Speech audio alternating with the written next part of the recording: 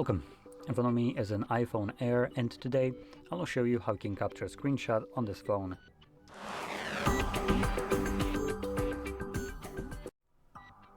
So, to get started, you will want to open up content that you wish to capture. For me, that will be the home screen, which is already open and visible. I am gonna capture let's make this page.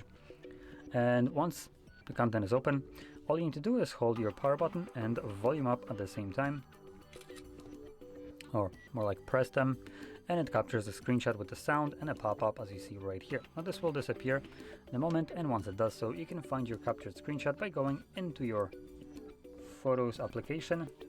Just go back, and your screenshot will be visible in your library, along with any kind of video, photo that you also might have taken. So later on, it might be easier for you to locate your screenshots by going into Collections, and in Collections you'll find Screenshots album.